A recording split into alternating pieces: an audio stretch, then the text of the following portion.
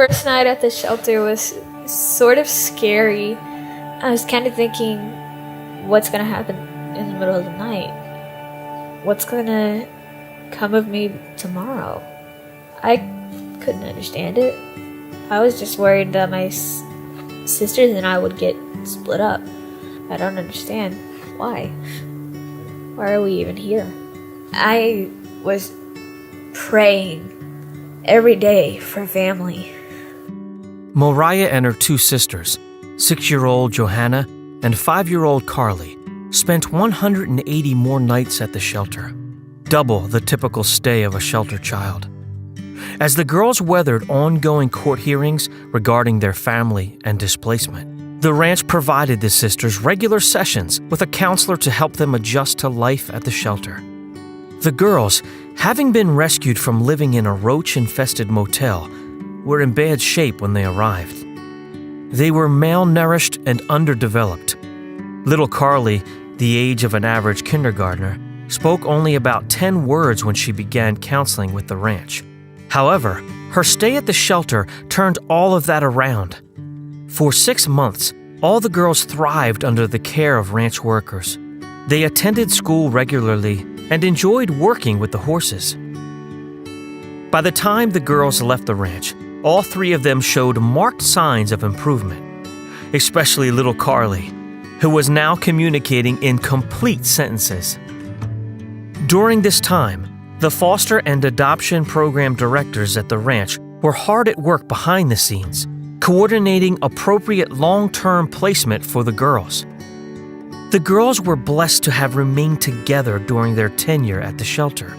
Keeping them together was the caseworker's priority. The girls needed a special family, one ready to love and accept all 3 of them. That family turned out to be Gary and Angela Scott. We've been married over 16 years, tried having kids several times and no luck. We've been no kids for a long time. We're okay by ourselves. We're okay by ourselves. And stuff started rocking on and we were kind of more or less drifting apart. She was working, I was working. We were going, doing all different kinds of things and hardly ever spending time together. And both of us just felt Like, kind of empty. Yeah. Like something was missing. We went to a marriage retreat. In doing our homework that night and kind of talking and all that, we realized that, God had placed a calling on our lives for children, and it was time we answered it. We had a couple of friends of ours that worked at the Texas Boys Ranch, and they had invited us for Super Bowl Sunday out there to spend time with all the kids. And when we were out there, it was kind of funny. We got attached to 2 kids, and we were going to try to see about fostering them and everything else. The door opened to get 3 girls, which was extremely scary. And we just couldn't let them be separated. It was more or less God leading us that direction. June 3rd, 2016 is a big day for Mariah, Johanna, and Carly. It is the day they will become official members of the Scott family. They wake up early in anticipation of the adoption hearing to take place. This is Mr. and Mrs. Scott. And who else have you brought a courtroom full of people with you? Yeah. Okay, the girls have requested everybody up here. You believe it's in these girls' best interest to be adopted here today by you, your husband, your family and friends? Yes, it is. And can you tell the court why you believe it's in their best interest? They have had a rough road, but since they've been in our home, they have flourished and grown, and they look like us, they act like us, they're just part of our family. We have a big, strong, healthy family, loving family. And I feel like in the past they haven't had that, and it's time they deserve it. I'm going to find it is clearly in the best interest for this adoption to be granted. Congratulations to you and all the other extended family members here.